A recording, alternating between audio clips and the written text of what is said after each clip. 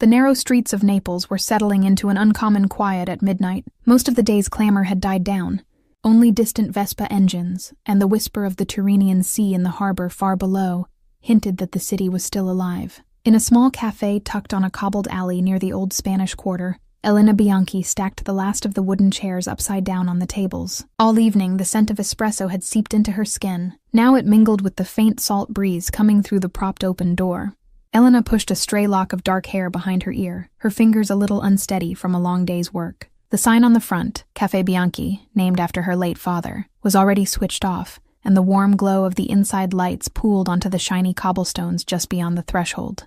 It was past closing time, but she lingered as she always did, wiping down the mahogany counter meticulously. Each cup and saucer was dried and placed back on the shelf with care. This cafe was more than just her livelihood, it was her family's legacy. Since her papa's death 5 years ago, Elena had poured her heart into keeping his dream alive. The neighborhood regulars said her coffee had soul, that it could cure the worst of days. She would always smile and wave off the compliment, but in truth, she poured all her quiet passion into every cup. It was, in a way, all she had left of him. Outside, a light rain began to fall, tapping softly against the awning. Elena stepped to the doorway and sighed at the sight of the drizzle, wondering if she should wait it out a few minutes before walking home. Naples' weather was fickle in autumn. Clear, starry nights often gave way to sudden showers. She inhaled deeply. The petrichor mixing with the aroma of coffee was comforting, familiar. Just as she turned to fetch her umbrella from behind the counter, the bell above the cafe door jingled unexpectedly. Elena's heart skipped. She was certain she had locked the door after the last customer left, yet now it stood partially open, a gust of cool, rain-scented wind preceding 2 men who stepped inside. Elena straightened, clutching her cleaning rag nervously. "Mi dispiace, we're closed," she said softly, trying to keep her voice steady.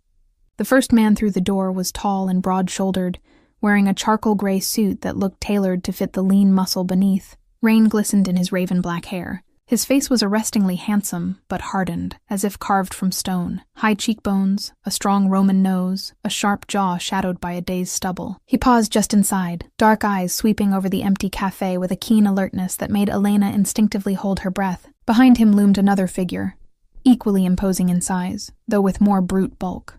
This second man had the air of a bodyguard, his eyes hidden behind tinted glasses even at this hour, a bulge under his jacket hinting at a weapon. He shut the door and stood in front of it, wordless and impassive, his stance making it clear that he wasn't planning to leave just because she had said they were closed. The man in the suit ignored her polite protest about closing and walked slowly toward the counter. His footsteps echoed softly on the tiled floor. Elena's mind raced. The late hour, the locked door somehow breached. The guard, everything about this felt wrong, dangerous. She subtly reached her hand under the counter where a heavy cast-iron tamp, used for pressing espresso grounds, lay. Her father's old advice echoed in her head. Always keep something within reach, just in case. She had laughed it off then. What trouble could a humble coffee shop see? But alone at midnight with 2 strangers, she felt a tremor in her chest that she fought to control. The man stopped at the counter but did not sit. Up close, Elena noticed a thin scar slashing through his left eyebrow, the only blemish on his otherwise striking face. He looked down at the rag in her hand, then at the immaculate counter, and one dark brow arched slightly. "You keep a very clean shop," he said, voice low and resonant. Despite the quiet tone, it carried an unmistakable authority that sent a chill up her spine. "Grazie," Elena replied cautiously. "But as I said, sir, we're closed for the night. Perhaps you could come back in the morning. I'll be happy to serve you then." He tilted his head a fraction. He seemed to take stock of her, her petite form in a simple blue dress beneath her apron, the tiredness she tried to hide behind polite brown eyes, the slight quiver in her hand that still clutched the rag. Something unreadable flickered in his gaze. "Forgive the intrusion," he said, not sounding particularly apologetic at all. He slipped a hand into his suit jacket. Elena stiffened, but he merely produced a sleek phone, glanced at the time, and then back at her. "It is late, I know, but I was walking by and saw the light. I had a craving for a good espresso. Most places in this city," he added with a faint curl of his lip, "don't know how to make it right. They drown it or burn it." Elena found herself blinking in surprise. The last thing she expected was a complaint about coffee quality at this hour from a man like him. There was an accent to his Italian, not foreign but refined, from the north maybe, or perhaps just educated. Despite the rough edges of his appearance, he spoke with a controlled elegance. We take pride in our espresso, signore," she said carefully. Her mind was still urging her to find a way to get these men out as quickly as possible, yet her barista's heart fluttered with the instinct to prove her craft. But it's past midnight. The machines are already cleaned. His eyes locked onto hers, and the words died in her throat.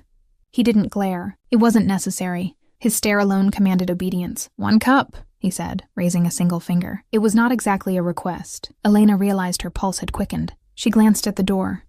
His guard still stood there, arms crossed, making it clear there would be no easy exit. If she refused again, would they leave peacefully?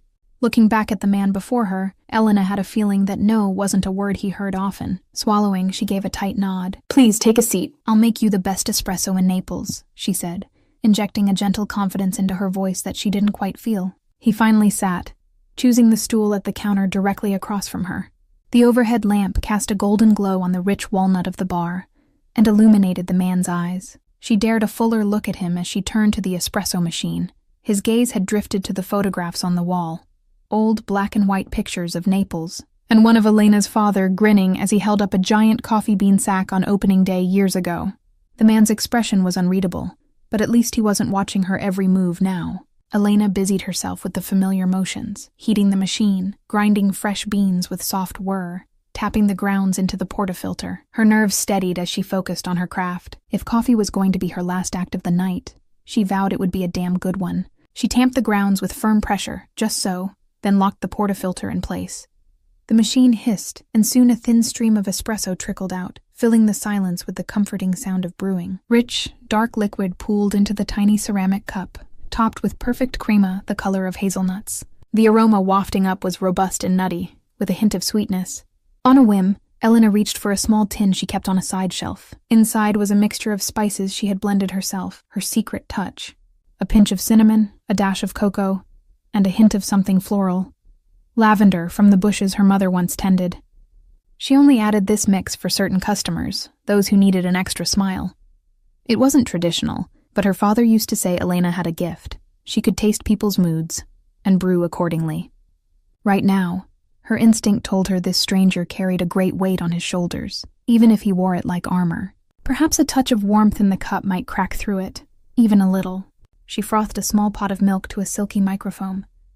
Normally, espresso in Naples was taken straight, but Elena felt compelled to craft this cup her way. She poured the espresso into a slightly larger demi-tasse, added a delicate spoon of the spiced foam on top, and carefully etched a tiny, artful swirl. It wasn't quite a latte art heart. She wouldn't go that far. But the design added a personal flourish. Sliding the saucer in front of the man, Elena mustered a polite smile. Un espresso speciale, signore, she said softly. He looked at the offering, one eyebrow lifting again in mild surprise at the foam's artistry. There was a tension in his shoulders that hadn't eased since he walked in. Now, as the scent reached him, he inhaled slowly. Elena almost imagined she saw that hard chest rise more deeply, the broad frame relaxing by a degree. He lifted the tiny cup to his lips and took a sip. Time seemed to pause. The man's dark eyes widened a fraction. He lowered the cup, staring at it as if it had uttered a secret. For a moment he was very still. Elena's own breath caught. Did he dislike it? Had she offended him by altering the espresso? That flash of concern was quickly overshadowed by fascination.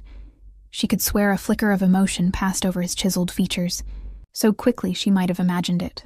A quiver in the steel of his gaze. A parting of lips not to bark in order but in something like astonishment. He took another sip, slower this time, eyes closing as he savored it. When they opened again, Elena was startled by the change she saw. The harshness in his face had softened, replaced by something almost vulnerable. He placed the cup down gently on the saucer with a soft clink. Ci l'ha fatto? His question came quietly, but it vibrated with intensity. Who made this? Elena blinked, unsure if she heard right. Prego? The man's eyes drilled into her, the earlier softness gone, replaced by a different kind of urgency. He switched to English, each word clipped. Who made this coffee? Elena felt a jolt. She had never heard those words spoken with such gravity, as if the answer mattered more than anything. I did. I made it, she said, raising her chin slightly. She didn't know why her heart was pounding. She only knew that this moment was suddenly charged, like the air before a thunderstorm. He stared at her, unblinking. Outside the rain pattered, and a distant thunder rumbled over the bay. The bodyguard shifted at the door, casting a glance at his boss, evidently unsure what was happening. The man in front of her, this stranger who exuded danger, leaned closer over the counter. Elena could smell the clean, expensive scent of his suit, mixed with rain and a trace of cologne. His voice dropped to a near growl. What is your name? Her lips parted. Something in his tone compelled an answer. Elena, she whispered. Elena Bianchi. Elena, he repeated quietly, as if testing how it felt on his tongue. The way he said her name sent a strange warmth through her, and she hated that it did. She should be terrified. He still hadn't even introduced himself, yet here he was in the dead of night acting as if she were the one who had caught him by surprise. Finally, he straightened a little. There was a new glint in his eye, a decision made. I will ask you only once, Elena, he said. Did you truly make this coffee yourself? She nodded, confusion knitting her brow. Yes, of course. There's no one else here. He studied her another second, then nodded as if confirming something to himself. A faint smile ghosted across his lips, but it wasn't entirely a pleasant one. It held a predatory satisfaction. Bene. Before Elena could react, he reached into his jacket again. This time her hand tightened on the heavy metal tamper beneath the counter. But the object he drew out was a money clip, thick with large euro notes. He peeled off several 100-euro bills and placed them on the counter, next to the espresso cup. Her eyes widened. Signore, that's far too much. He lifted a hand to silence her protest. Consider it payment for the coffee, and for your time tonight. He glanced toward the guard by the door and gave a slight nod. The bodyguard locked the door with a decisive click and drew down the shades over the glass. Elena's throat went dry. She looked from the drawn shades to the man before her. Her instincts screamed that whatever was happening now was far beyond an ordinary late-night coffee. My wait time, sir? He pocketed the money clip and then fixed her with that dark, commanding stare. You are closing the cafe, see? You won't be open again until morning. She nodded dumbly. Good. You are coming with me. The words were calm, almost gentle, but they hit her like a physical blow. Elena took a step back, her hip bumping into the counter behind her. What? I can't just leave with you. Who even are you? His jaw tightened slightly, as if he wasn't used to being questioned. He hesitated a moment, then gave a small incline of his head. My name is Dante Moretti. He said it quietly, yet there was weight behind those words, as if she should recognize them. Elena's eyes widened further. The name did ring the faintest bell, whispers she'd heard from some customers who spoke in low tones about local figures, or in news headlines half-remembered. The Moretti family? Something to do with business, shipping maybe? But there were darker rumors too, ones that trailed off whenever she approached. She felt a chill of recognition and denial. This couldn't be happening. Perhaps this was some misunderstanding. Signor Moretti, she began, trying to steady her voice. I appreciate your patronage, but I can't possibly go anywhere with you tonight. It's very late and I have to get home. He moved with startling swiftness. One moment he was standing calmly. The next he had rounded the counter and was right in front of her. Elena pressed back against the counter's edge as Dante Moretti loomed over her. He didn't touch her, but he was close enough that she felt the gentle warmth radiating from his body, saw the rainwater still beating on the broad shoulders of his suit. She had to tilt her head up to meet his gaze, and found herself trapped in the intensity of those dark eyes. Elena, he said, and her name in his mouth was a quiet storm. I never take no for an answer. He lifted a hand, and Elena flinched, but he merely brushed his thumb across his bottom lip thoughtfully, as if considering something.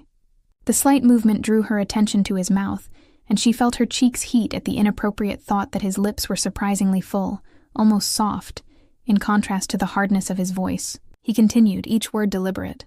You asked who I am? I am a man who gets what he wants. And right now, I want you. Elena's heart thundered so loudly she was sure he could hear it. This had spiraled far beyond a strange coffee encounter. Every instinct told her this man, this mafia boss, she realized with dawning horror, was used to controlling people like pieces on a chessboard. She was just a barista who'd made him a good coffee. Too good. Her thoughts flailed for a way out. Please, signore. I have family who will worry if lies do not suit you, he interrupted coolly. I know you live alone. No husband, no boyfriend, not even a roommate. At her shocked expression, he added almost apologetically, I make it my business to know things. Your routine, your quiet life, it's all remarkably ordinary. His eyes narrowed slightly. Except for this talent of yours. Elena's mouth went dry. Had he been watching her? How could he know so much already? A spark of anger mingled with her fear. Have you been spying on me? She demanded, a tremor in her voice. He almost smiled at her defiance. Not personally, but I have many eyes in this city. One of my associates frequents your cafe. He mentioned a young woman who makes the best coffee in Naples, perhaps in all of Italy. I admit I was curious. Dante's gaze fell to the empty cup on the counter. His voice grew quieter, as if confessing something even to himself. I didn't expect this. Elena followed his eyes to the cup. That tiny bit of foam left in it bore the faint remnants of the swirl she'd drawn. Such a small thing, and yet it had clearly struck a chord in this man. He turned back to her, and the vulnerability she thought she'd seen was gone, replaced by steely resolve. You have a gift, Elena. One I intend to keep close. Before she could protest again, he gently, almost courteously, placed his hand at the small of her back. The contact was firm but not rough, guiding her away from the counter. Elena was too stunned to fight immediately. The heat of his palm through her thin dress sent an involuntary shiver through her. "Wait, what about my cafe? I can't just leave it," she managed, her voice wobbling between panic and disbelief. Dante nodded to his bodyguard, who promptly moved to turn off the remaining lights and double-check the lock. Dante's lips curved in a shadow of a smirk. "It will still be here in the morning. I'll have someone secure it." He was already steering her towards the back door now, the one she used for deliveries, perhaps to avoid any onlookers on the street. Elena's mind raced. This was happening too fast. "This is crazy," she whispered, planting her feet as they reached the back hallway. "You can't just take me. I'm not some object you can own." Dante paused. In the dim light of the corridor, his eyes flashed dangerously. For a moment, the air was taut. Then he stepped closer, and Elena's breath caught as her back met the wall. He lifted a hand as if to touch her face, and she flinched. He stopped, his fingers hovering just above her cheek. She could feel the warmth of him, the tremor in her own body at his nearness. "I'm not going to hurt you," Dante said, voice unexpectedly gentle. The contradiction between his tender tone and the ferocity in his eyes made Elena's head spin. "But understand this, you are mine now. And I protect what is mine." His words hung in the air.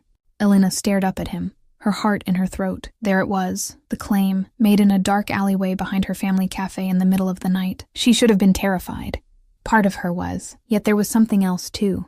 A dangerous thrill, as if an invisible thread had just tethered her to this man's fate, binding her life to his in that moment. Dante stepped back slightly, giving her room to breathe, though his hand remained at her back. With his other hand, he took off his suit jacket and, in a surprising gesture, draped it around Elena's shoulders. The warmth and weight of it was comforting against the chill of the night and the shock coursing through her. It smelled of him, expensive cologne with a hint of smoke and the rain. "You'll catch a cold," he said quietly by way of explanation. The consideration in that small act left Elena momentarily speechless. His bodyguard opened the back exit, and the night air rushed in, cool and laced with the scent of wet stone. Dante began to guide her out. Elena's eyes darted around the empty alley behind the cafe, searching for any savior in the shadows. But there was only the sleek black sedan now idling there. Heart pounding, Elena realized there would be no rescue, no knight in shining armor appearing in the rain. Only this dark stranger claiming her with the soft thread of protection. Gathering the last shreds of her courage, Elena turned to Dante, meeting his gaze directly even as he led her to the open car door. "You may force me to go with you," she said, her voice unsteady but determined, "but you can't control me. I'm not afraid of you." A lie. She was terrified. But in that moment, she refused to cower. If she was stepping into the lion's den, she would not do it on her knees. Dante's eyes widened ever so slightly, as if surprised by her boldness. Then a true smile curled his lips, brief, wolfish, and approving. "Brave," he murmured. "You should be afraid, Elena. You have no idea what world you've just stepped into." With that, and with a final, gentle press of his hand, he helped her into the car. As the door shut and Dante Moretti slid in beside her, Elena clutched the lapels of his jacket around herself, heart thrumming with dread and a curious, unwelcome anticipation. The car pulled away into the night, leaving the quiet cafe and the spilled light on wet cobblestones far behind. And as the city streets blurred past, Elena could only wonder what exactly she had awakened in this man with one simple cup of coffee, and what price she would pay for it. The drive through the night was surreal. Elena sat rigid in the leather seat of the sedan, Dante's jacket still draped around her like a protective cloak. The car's interior smelled of rich leather and a faint trace of hiscologne. Dante sat beside her, silent and pensive, the occasional passing street lamp casting fleeting light across his sharp profile. The bodyguard drove, eyes on the road, saying nothing. Elena's mind churned. She had replayed Dante's words in her head a dozen times already. "You are mine now."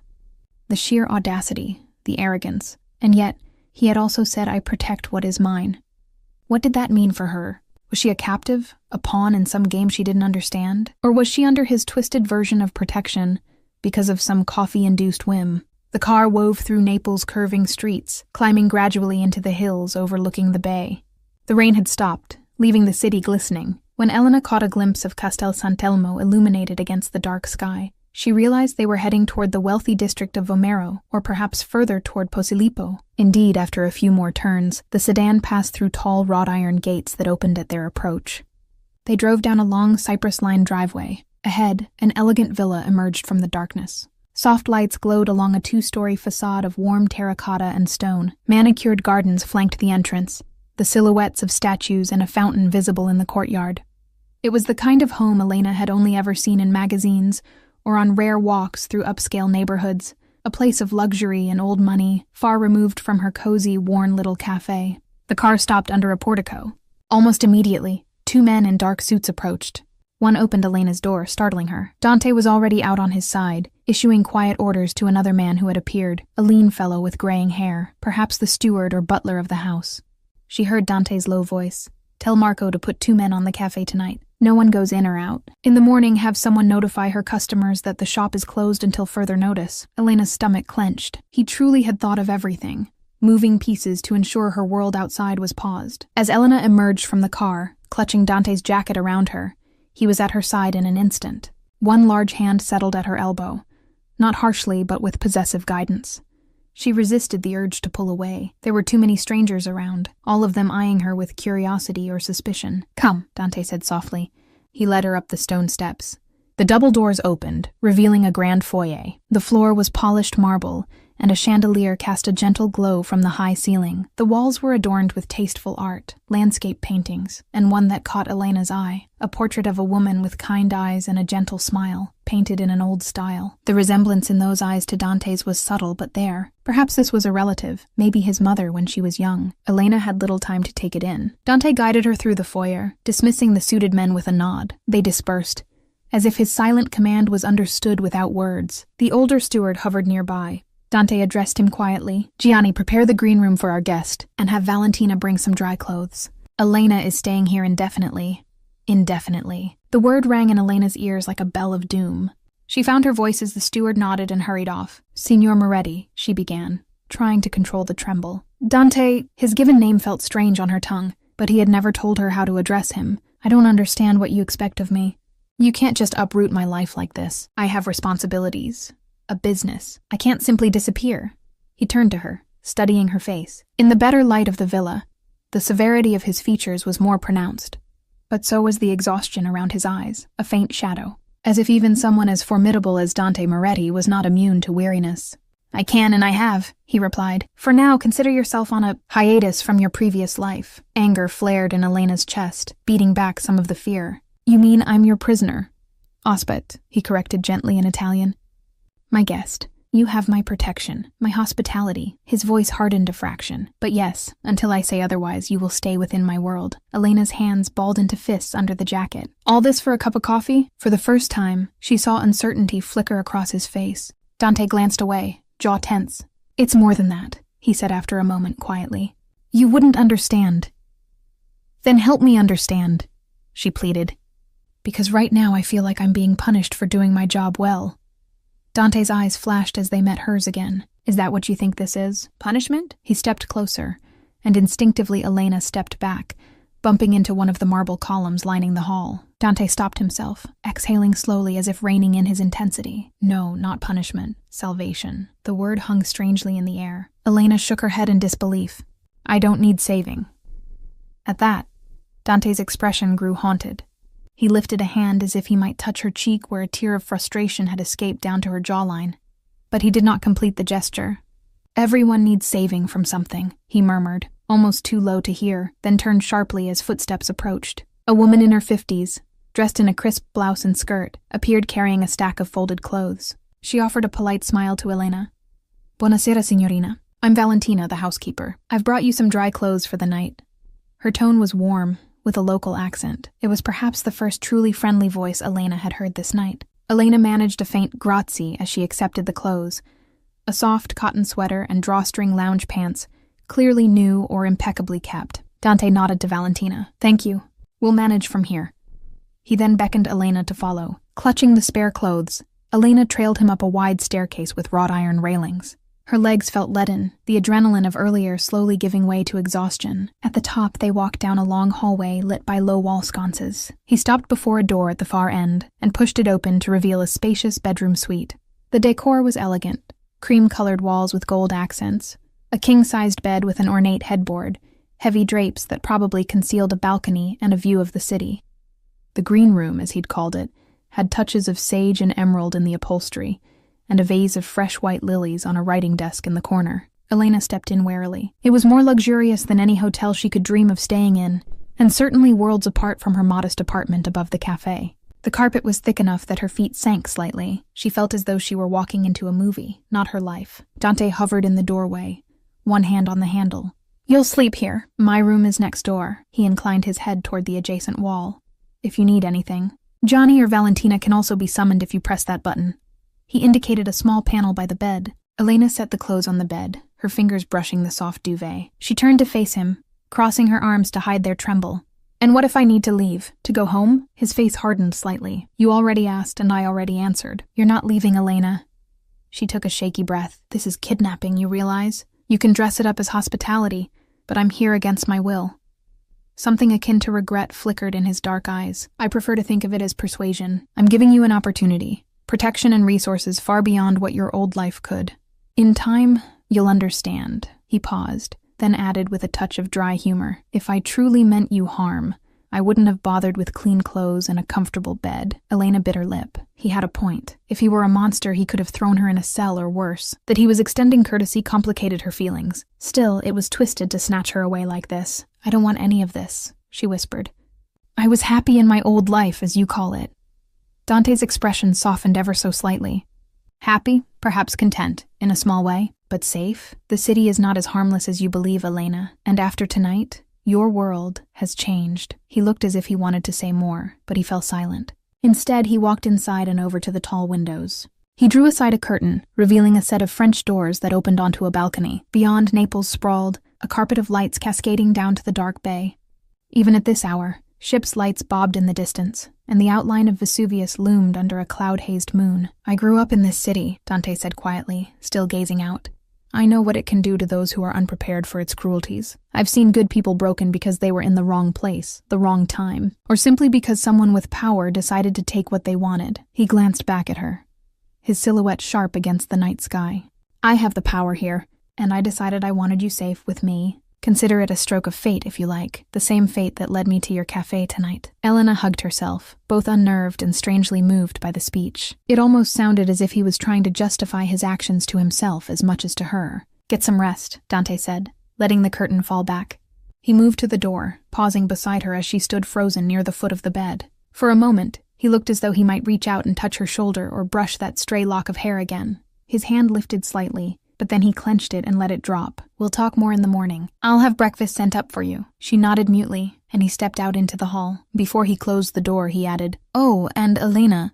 She looked up. His gaze bore into hers, an unspoken apology and command all at once. "Do not attempt to leave. My guards are under strict orders. I would hate for you to get hurt by misunderstanding their duty." It was a gentle warning, yet a warning nonetheless. Elena's throat tightened. She managed to reply past it. "I understand." The words tasted bitter.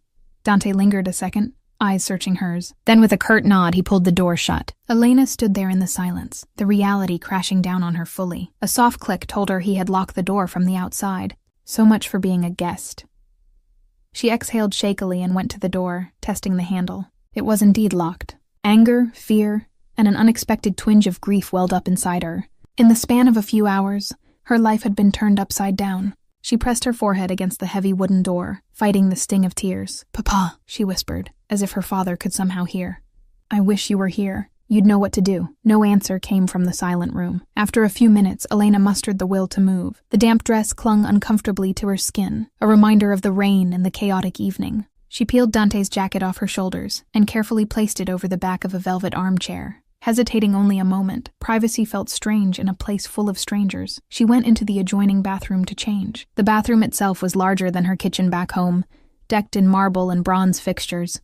In the mirror, she saw a pale face, wide brown eyes still brimming with residual panic, and dark hair tumbling loose from its ponytail. She looked exactly as she felt, a small, lost cafe owner out of her depth in the halls of a crime lord. Because that's what Dante Moretti was, wasn't he? All the signs pointed to it. The guarded estate, the men with guns, the way his name made her recall hushed warnings, mafioso, the word she'd been avoiding thinking outright. Elena shut her eyes. How could she have ended up here? Because you made him a damn coffee that stirred some ghost in him, she thought ruefully. Who could predict that? She changed into the soft sweater and lounge pants Valentina provided. They fit reasonably well, though a bit loose in the waist and long, probably clothes kept on hand for female guests, or maybe purchased new by staff at Dante's direction on a moment's notice. The idea of other guests made her uneasy. Was she truly the first woman Dante had whisked into his home like this? Perhaps not, though something in his demeanor tonight felt different, even to her inexperienced perspective. Dressed in dry clothes and physically more comfortable, Elena returned to the bedroom. Exhaustion pulled at her, but her mind refused to rest. She went to the balcony doors and hesitantly opened them, needing air. A small terrace extended out, complete with a wrought iron balustrade and a view that made her breath catch. Naples sprawled under the moonlight, the hills dotted with golden lights, and beyond that, the vast black sea merging with the sky. The rain had washed the air clean. Even from up here, she could smell damp earth and distant brine. It might have been peaceful, if not for the turmoil inside her. Pulling the sweater sleeves over her hands, Elena stepped out and leaned on the railing. The cool night breeze tickled her face, soothing the heat of earlier tears. She tried to think logically. Dante didn't seem intent on harming her. If anything, he was disturbingly concerned with her well-being. But he had essentially admitted to having her watched and now confined. Perhaps he truly believed he was protecting her, but his presence was the very thing that endangered her now. Still, she felt a flicker of gratitude toward Valentina for speaking plainly. The staff's loyalty to Dante suggested he had earned some respect beyond mere fear. She recalled how he'd said the city could break people, that he'd seen it happen. Was that why he'd looked so pained when she claimed she didn't need saving? Who had he lost to Naples' underworld? Perhaps his mother. There was sadness when he mentioned people with power taking what they wanted. Everyone needs saving from something, he had said. What did he need saving from? A man like Dante Moretti would never admit to needing help. But in her brief glimpses, Elena had sensed grief and loneliness under his granite exterior. The way his expression changed tasting her coffee, it was as if she had given him back something precious he thought gone forever. The night air cooled her enough that she began to shiver. Hugging herself, Elena retreated back inside and closed the doors. Sleep, she told herself. Everything would make more sense in the morning. She approached the bed and found her phone on the nightstand. Her heart leapt. Perhaps she could call for help. But upon picking it up, her hope fell. The screen was black. The battery must have died hours ago, and her charger was at her apartment. Even if it had power, who would she call? The police? She imagined that scenario, telling them the notorious Dante Moretti kidnapped her. He likely had half the local force in his pocket, and the other half too afraid to cross him. And if she angered him by involving police, no, that could make things worse. For her and her beloved cafe, too. She set the phone down with a sigh. There was also a new note next to it she hadn't noticed before, a handwritten card. It read simply, "Please let us know if you need anything. We are at your service, Johnny." A formal courtesy from the steward, perhaps slid in while she was changing. It struck Elena how even the household staff were treating her with respect, as if she were an honored guest rather than a prisoner. Maybe Dante expected obedience from his people, but Valentina's kind eyes and Yanni's note hinted at genuine concern. Did they see this often? Women abruptly brought here? Or was this unusual enough that they were trying to make her comfortable? Too many questions, not enough answers. Her exhaustion finally demanded priority. Elena turned off the lights except a small bedside lamp and slipped under the covers. The bed was heavenly, but it felt foreign. For a long while she stared at the ceiling, thoughts darting between fear of what tomorrow might bring and an unsettling curiosity about the man beyond the wall. In the silence, she listened. Somewhere in the house, muffled through walls or perhaps drifting from an open window down the hall, she heard the faintest strains of music. A piano, playing a slow, melancholic melody. The notes were soft, but soul-stirring, each chord lingering with emotion. Elena found herself holding her breath to catch the tune. It was beautiful, haunting and tender. She had no idea Dante played, but she instinctively knew it was him. There was too much unspoken feeling in each press of the keys for it to be anyone else. The melody carried a sorrow that tugged at her heart, as if each note was a secret wound laid bare. Elena rose from bed, drawn to the sound. Barefoot and quiet, she crept to her door. She knew it was locked, but she leaned her ear against the wood. The music was clearer here. Yes, it was coming from somewhere nearby, maybe a room adjacent to his, or a parlor downstairs with an open door. She closed her eyes, listening intently. The song swelled gently, then faded into silence, the last note hanging in the air. Elena realized she had tears on her cheeks. She brushed them away, confused by her own reaction.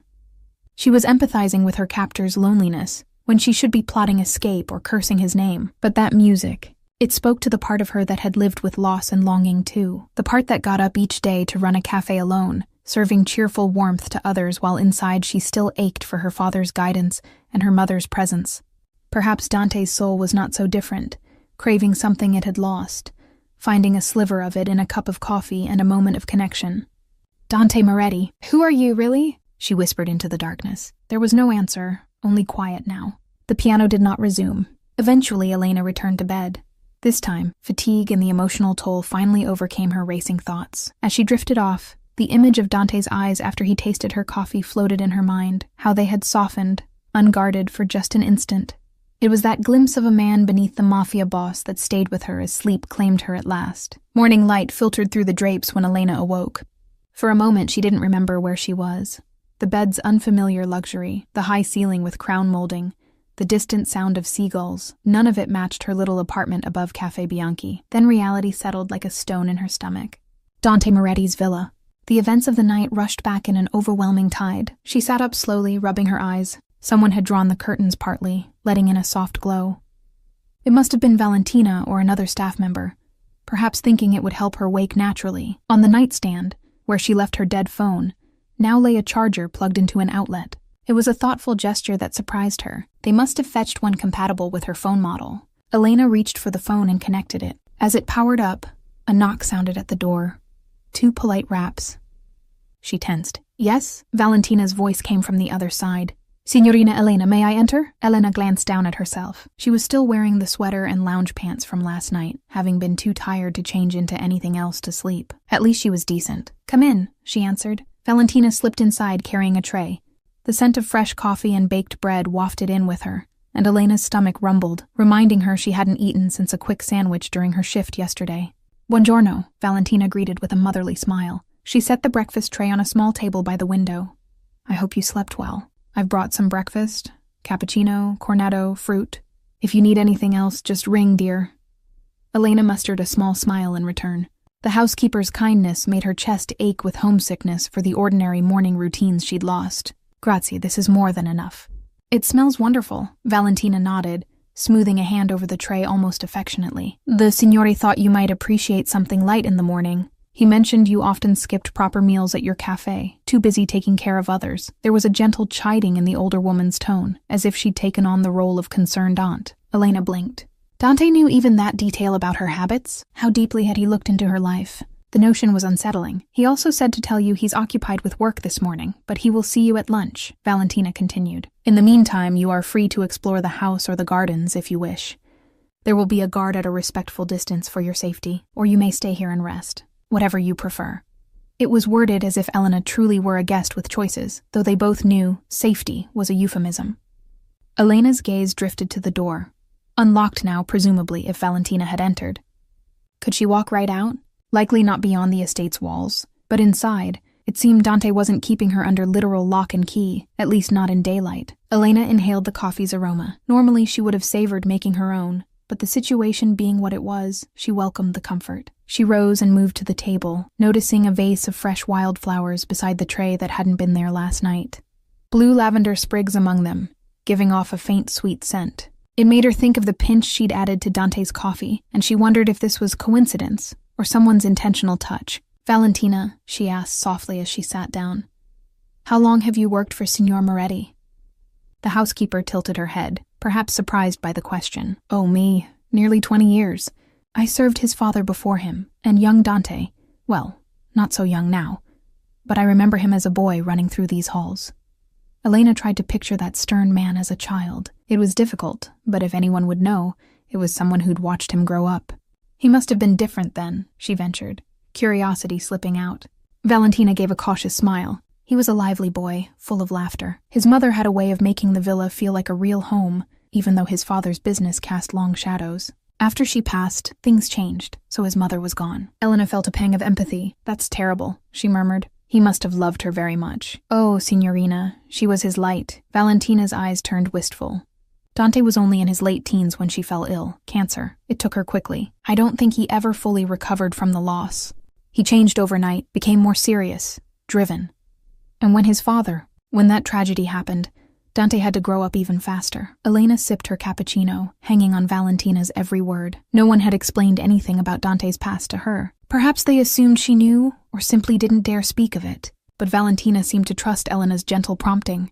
What happened to his father? She asked carefully. The housekeeper's face tightened, as if recalling a painful memory. Don Alberto, Signor Moretti's father, was killed. An ambush about 6 years ago. It was very violent, very sudden. Dante was just 25. He barely escaped the same fate and, well, overnight he found himself head of the family business.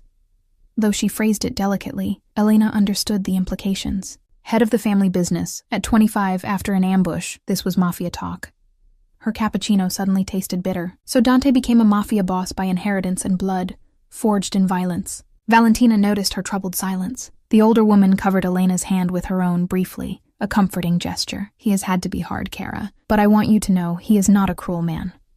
Not to those who show loyalty and kindness. He's done some good for the people here, though you won't hear it openly. Many of the locals have food on their tables because of him. But yes, he carries great burdens. Elena swallowed the lump in her throat. She wasn't sure why it mattered to her that Dante might have a softer side. He was still effectively holding her captive. Yet hearing about his mother and father ignited her compassion. She knew the pain of losing family too, albeit under different circumstances. Still, could any of that justify what he was doing now? I don't really know why I'm here, Valentina, Elena admitted softly. He says it's for my protection, but from what? Is someone actually trying to harm me, or is it just that he wants me under his thumb? Valentina's eyes darted to the door, as if checking for eavesdroppers. Satisfied they were alone, she answered, "All I'll say is that this house has been quieter since you arrived. In all these years, I haven't seen Signor Dante react to anyone the way he did with you. Whatever reason he's given you, I think he's still figuring it out himself, dear." She patted Elena's hand again. "Just be patient with him, and stay safe. These are dangerous times." Before Elena could press for more, Valentina excused herself to let her eat in peace, reminding her to ring if needed. Elena nibbled a flaky cornetto, her mind swirling. Dangerous times, Valentina had said. Perhaps Dante truly did fear for her safety, though likely it was his fault she was in danger at all, drawing her into his world. Still, she felt a flicker of gratitude toward Valentina for speaking plainly. The staff's loyalty to Dante suggested he had earned some respect beyond mere fear.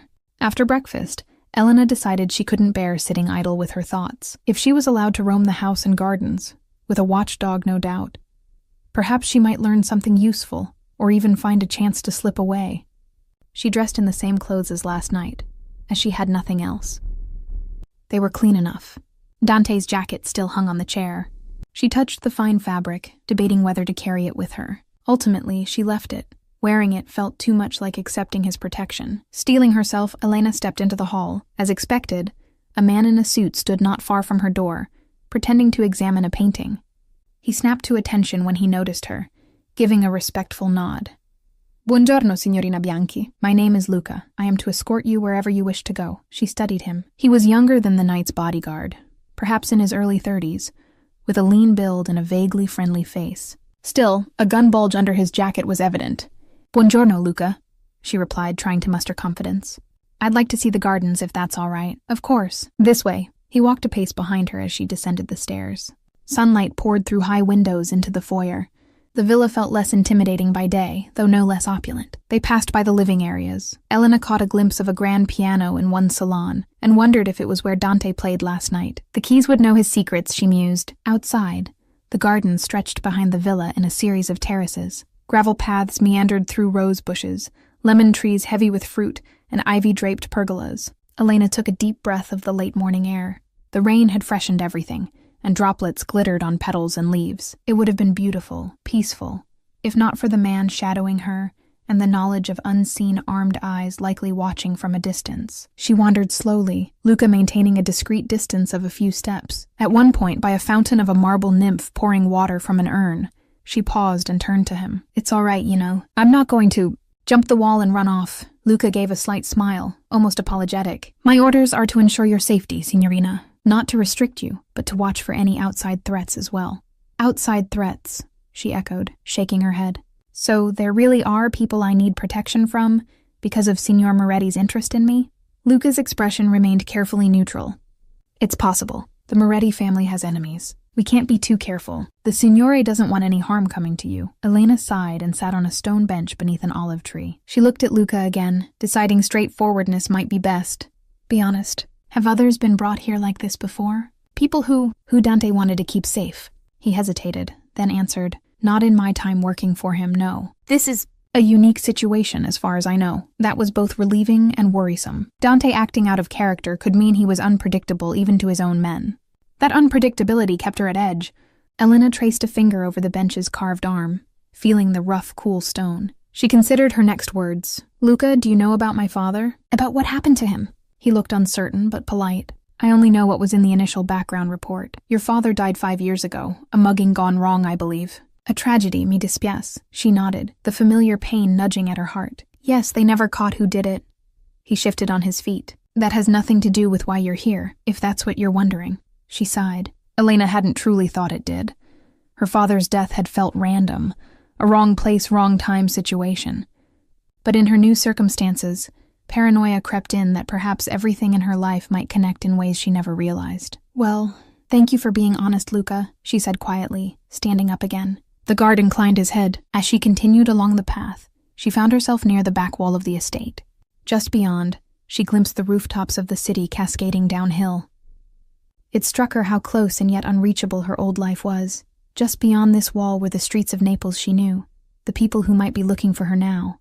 She thought of her cafe shuttered this morning. What would her regulars think seeing it closed? Perhaps Gianni had left a note as Dante ordered. But for how long? Could she really be kept away indefinitely? Elena's chest tightened. She missed the familiar routine, the sense of purpose each day gave her. Here she felt like a caged bird, fed and watched but with no freedom to sing her own song.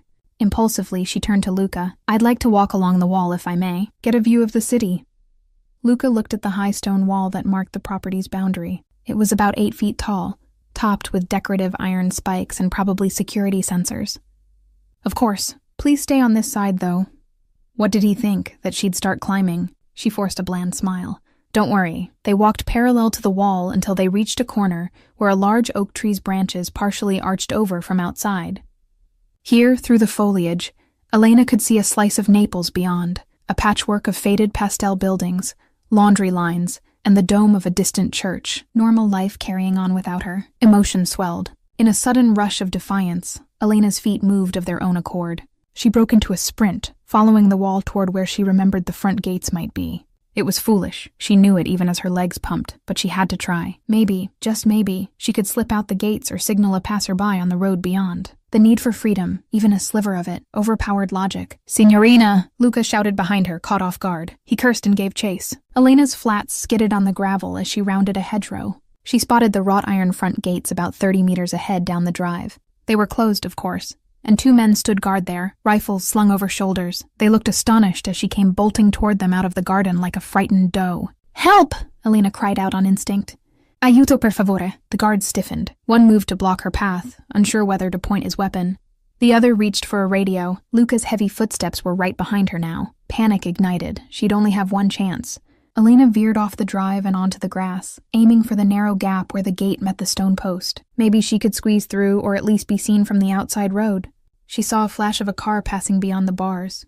Normal people just meters away. Suddenly, strong arms wrapped around her from behind, lifting her off the ground. Basta! Luca's voice barked in her ear as she struggled. Stop, Elena! She kicked and squirmed. Let me go! The men by the gate rushed over now, surrounding them. Elena! Another voice cut through her panic. Deep, laced with equal parts anger and concern. Dante. He strode down the drive, fury in every line of his body. The gate guards parted as he approached. Luca set Elena down but kept a firm grip on her wrist, as if she might bolt again. Elena's chest heaved. She realized tears of frustration had escaped her eyes. Dante's gaze flicked over her, then to Luca. Are you hurt? He asked Elena, surprising her that was his first question.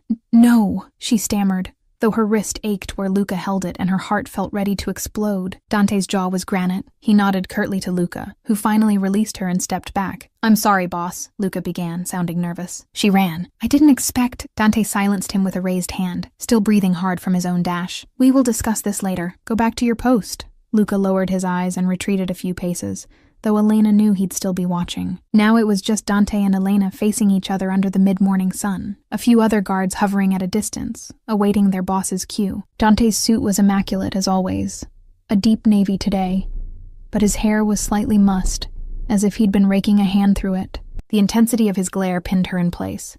Elena was the first to speak, defiantly raising her chin even as her voice trembled. Are you going to drag me back inside like a prisoner then? A muscle in his cheek twitched. If I have to, he said, low and dangerous. She could feel her pulse throbbing in her throat.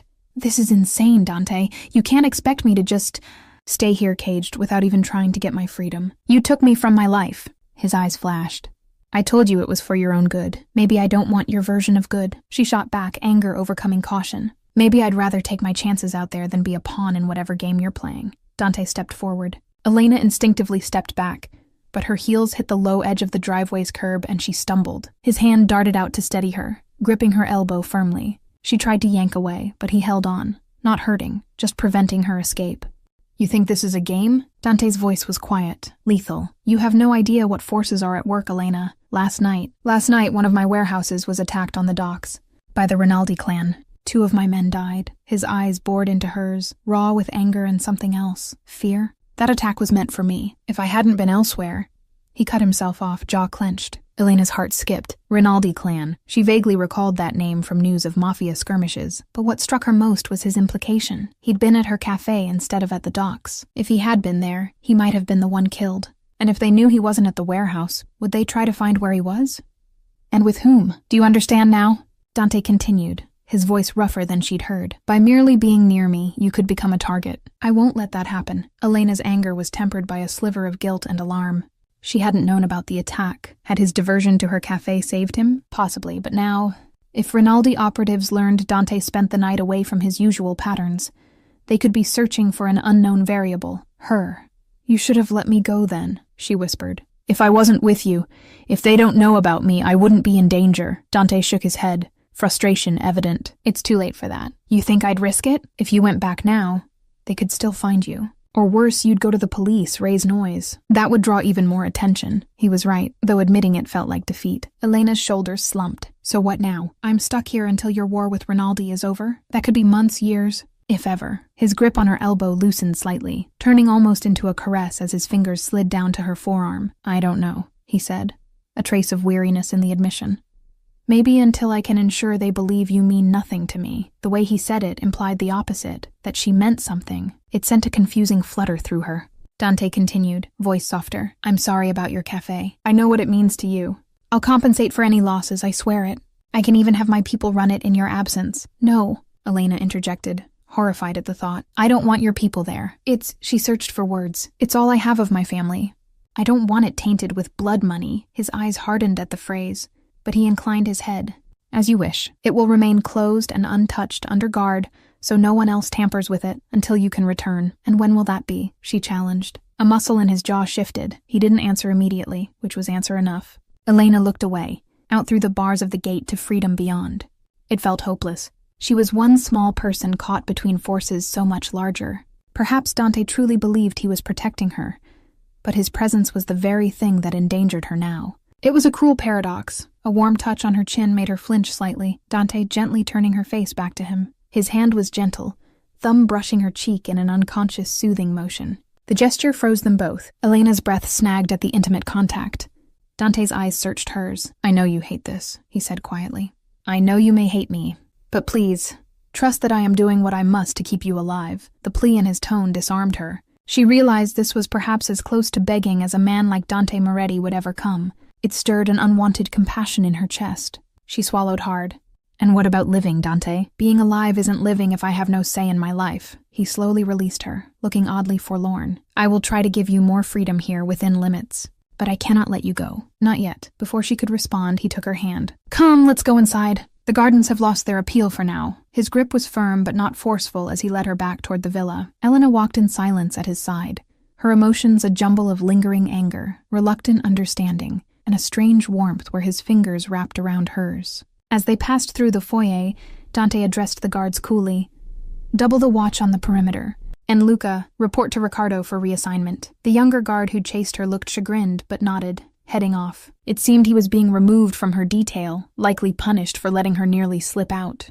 Dante guided her not back upstairs, but toward a sunroom that opened to the side gardens. It was a beautiful space, with arched windows and a view of a lemon grove. Light spilled across a mosaic floor and a table set for lunch with fine china and crystal. A spread of antipasti, salads, and pasta was laid out, as if nothing unusual had happened this morning. The domestic normalcy of it all was almost absurd. He pulled out a chair for her. Elena sat stiffly. Dante took the seat opposite. A server appeared silently with wine and water. Dante dismissed him with a glance once the glasses were poured. For a while they ate in silence. Elena hadn't realized how hungry her escape attempt had left her. Adrenaline followed by stress left a hollow feeling that food now filled. The fare was delicious. Tomato and mozzarella drizzled in olive oil. A warm vegetable frittata, a basket of fresh bread. She ate mechanically, aware of Dante's occasional furtive glances at her. Was he expecting her to lash out again? Or perhaps he was debating how to handle her. Halfway through the meal, Dante finally spoke. "I regret that you had to see that side of my life out there. The violence, the threat. I had hoped to keep it from you as long as possible." She set down her fork. "You mean you were going to hide the fact that you're at war with another mobster clan? How long could you possibly keep that secret?" His lips pressed into a thin line. "I told you from the start, I have enemies. I was hoping Rinaldi would not involve outsiders, but they are desperate." He toyed with the stem of his wine glass. "They know they cannot easily get to me, so they will look for leverage." "Me," she said, just to lay it bare. His silence confirmed it. Elena took a sip of water, trying to steady herself. "Dante, this isn't fair. I'm nobody. I have nothing to do with your world or their world. Why would they care about me except that you seem to care?" She watched her words hit him. Dante leaned back, gaze intense. "You underestimate yourself. You think being nobody will protect you. Men like Rinaldi have burned entire families just for a hint of association with me. If he even suspects I have a personal interest in someone, he'll exploit it. That's how these games are played." Elena shuddered. She had heard of such things in passing. Mafia reprisals on families. Innocents caught in feuds. It always felt distant, like a movie or a grim legend of the city's underbelly. Now she was perilously close to it. "Then maybe you should stop having a personal interest in me," she said softly, though her chest tightened painfully as she did. "Just let me go back and pretend last night meant nothing. Isn't that safer? For both of us?" For a long moment, Dante didn't reply. His dark eyes bored into her, and she could almost feel the conflict within him. At last he spoke, each word measured. "Do you truly want that? To pretend none of this ever happened? To return to your life and forget our paths ever crossed?" Elena opened her mouth and closed it. It was the obvious answer. Yes, of course she wanted her normal life back. Didn't she? But as she sat in this sun-drenched room, across from the dangerous man who'd thrown her life off course, she found the thought of never seeing him again unexpectedly hollow. It must have shown in her hesitation. Dante's expression softened just a bit. "I can't let you go, Elena. Perhaps it's selfish. No, it is selfish. But what I want, and what will keep you safe, happen to align." She looked down at her plate, heart thudding. The honesty in his voice disarmed her more than any threat could. When she lifted her eyes again, she braved a question that had been swirling in her mind. That coffee. What did it mean to you? Why did it affect you so much? Dante's shoulders tensed subtly. He glanced away, out to the lemon trees. "My mother," he said at length. "She used to make coffee just like that, with a pinch of cinnamon and cocoa. She had her own little twist. She'd stir it with a sprig of lavender from her garden. She said it was to remind us that even bitterness can carry a hint of sweetness from the earth."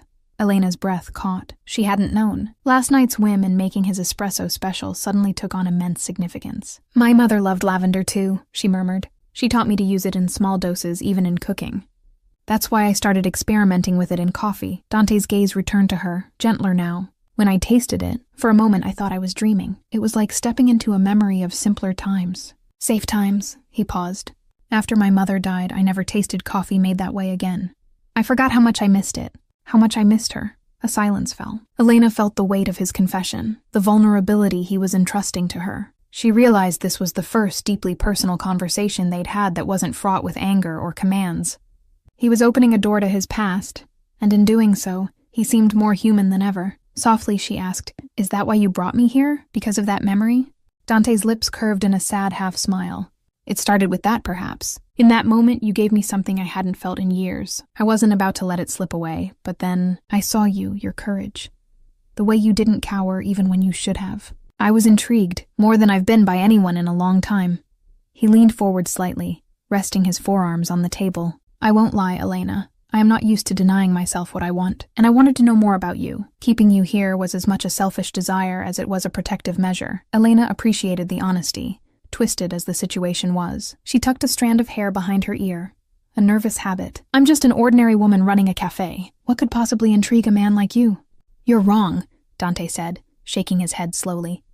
"There's nothing ordinary about the way you make people feel. I watched you before I came in that cafe. I saw how you treated your customers, each one like family, with warmth and genuine care. In Naples, in my life, that kind of warmth is rare. It draws me like a moth to flame, and yet you have a strength under it. When I confronted you, you didn't break." He gave the slightest nod as if acknowledging her attempt to run.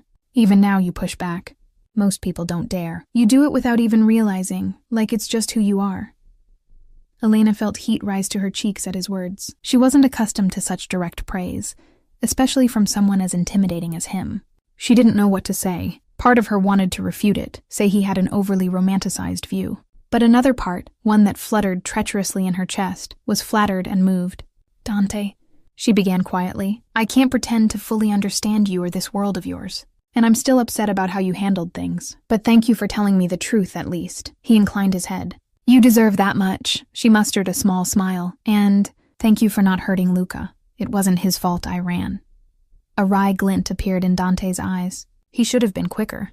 "But no, I won't punish him harshly. I was more worried than angry, truth be told." "Worried?" she echoed. His fingers drummed on the table once. "I thought you might hurt yourself, or that a guard might overreact not realizing what was happening. If you had made it out into the road, who knows what trouble you'd find. Naples isn't gentle to a lone woman in distress, even without mobsters in pursuit." Elena nodded slowly. That was likely true. In her desperation, she hadn't considered what she'd do after running. Just kept thinking, away. Maybe in broad daylight she'd find help, or maybe not. She was naive to think running blindly was a solution. "I promise I won't do that again," she said softly, surprising herself. "Running, I mean, at least, not recklessly." She met his gaze earnestly. "But you have to promise me something too." His dark brows rose slightly. "You're bargaining now?" "I suppose I am," she said, folding her hands to stop them from shaking. "Promise me you'll do everything in your power to resolve things quickly, so that I can go home. If it's truly Rinaldi making it unsafe, then end it. End the feud, or defeat him, or whatever it takes." Dante studied her, and she saw a flicker of admiration. "You drive a hard bargain, signorina. Is that a promise?" she pressed. He lifted his wineglass in a half-toast. "On my honor, I will end this conflict as swiftly as possible." "I give you my word," Elena breathed out, tension easing a notch. It wasn't a guarantee of freedom soon, but it was something. Dante Moretti's word. She hoped it meant something. "All right." She picked up her own glass of water, touching it lightly to his wine. "Then, truce?" His eyes warmed at her gesture. "Truce," he agreed. They drank, sealing the moment. Outside, the sun dipped behind a cloud, casting shifting patterns on the floor. Elena felt the shift inside herself too, an understanding that while she was still a captive of circumstance, perhaps she and Dante had found a fragile common ground. As they finished lunch with considerably less tension, Elena caught herself almost relaxing. Dante recounted a brief, wry story of a mishap in the kitchen from his youth, trying to surprise his mother with coffee and nearly setting the stovetop on fire. She laughed softly, imagining a young Dante with an embarrassed scowl amidst smoke, and he seemed pleased to have coaxed laughter out of her. The surreal nature of her situation remained, but for the first time, Elena felt less alone in it. Dante wasn't just an imposing captor. He was a complicated man who had dragged her into his life, yes, but perhaps not into his heart. She wouldn't presume that, but certainly into his sphere in a way that mattered to him. And the strangest revelation was that he was now mattering to her as well, against all better judgment. A quiet knock at the archway interrupted the delicate atmosphere. It was Gianni, the steward, looking apologetic. "Signore, mi scusi. You asked to be informed. Niccolo Rinaldi is on the phone for you." At the name, Dante's face darkened instantly, the warmth draining and leaving the cold mask of the boss. Elena tensed, recognizing the rival's name. What could he want? Dante stood, his posture straight and commanding once more. "I'll take it in my office." He glanced at Elena. "Stay here. Enjoy the garden if you like." "I shouldn't be long," she nodded, trying to hide her anxiety. Dante left with Gianni, his stride purposeful, back into battle mode. Elena exhaled. That name, Rinaldi, brought back the danger of their reality. She silently prayed that Dante's promise to end the conflict swiftly would hold true, and in a corner of her heart, she admitted she prayed for his safety too. She walked to the arched windows, watching a pair of butterflies dance among the lemon blossoms outside. How odd that she could feel concern for a man she'd feared intensely just hours ago. But as she'd glimpsed more of the soul behind the stern facade, fear was slowly giving way to something more complex. "Be careful, Dante," she whispered, resting a hand on the sun-warmed glass. She wasn't sure if she was more afraid of what his enemies might do to her, or what they might do to him, and by extension, to this tenuous bond forming between them. Elena waited in the sunroom, anxiety twisting her stomach into knots. Through the open glass doors, the mild afternoon air did little to calm her. She could not hear what Dante and Niccolo Rinaldi were discussing, but she sensed it was no friendly chat. After what felt like an eternity, Dante reappeared in the doorway. His face was a stoic mask again. but she could see the tension in the set of his shoulders. "What happened?" Elena asked, rising to her feet. He stepped closer, lowering his voice. "Rinaldi requested a meeting. A truce negotiation, he claims. Tonight on neutral ground."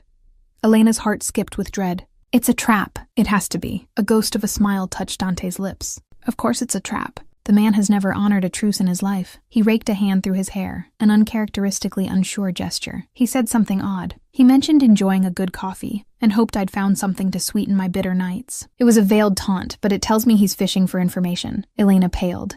That sounded like Rinaldi suspected Dante had found solace, perhaps a person, perhaps her. "Do you think he knows about me?"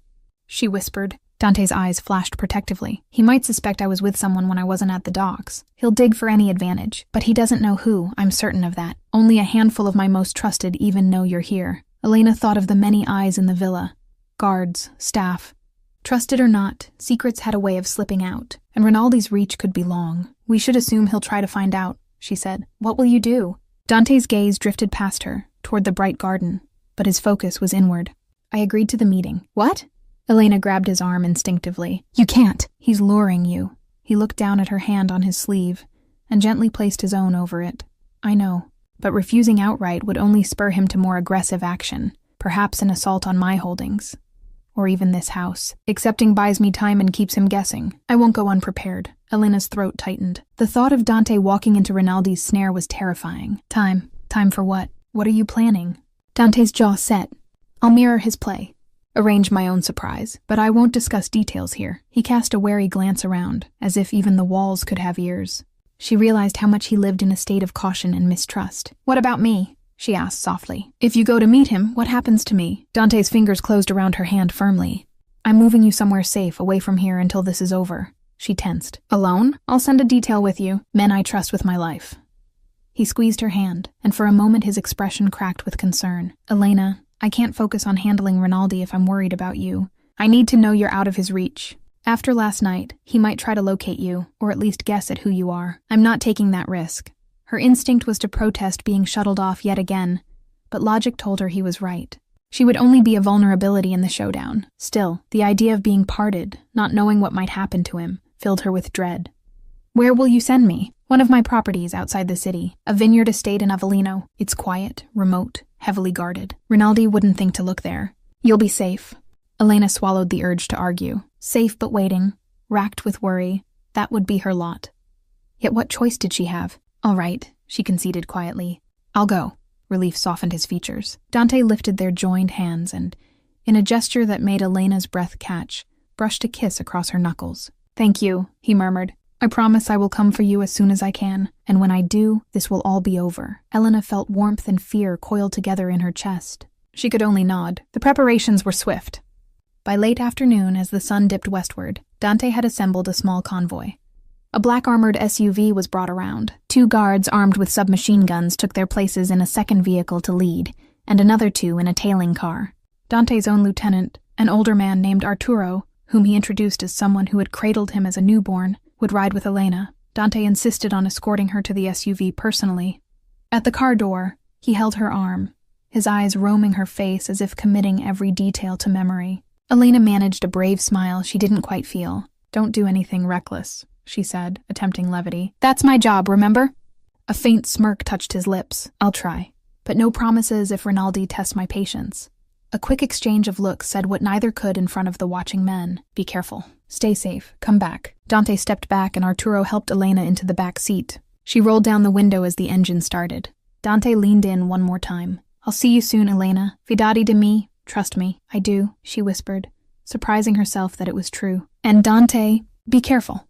He nodded, and with a sharp rap on the roof, he signaled the driver. The convoy pulled away, gravel crunching under tires. Elena twisted to look back through the rear window. Dante stood in the drive, hands in pockets, watching until the cars disappeared through the gates. The countryside rolled by in a blur of green vineyards and golden light.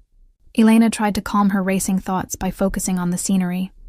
The driver, a quiet fellow named Paolo, kept a steady, cautious speed.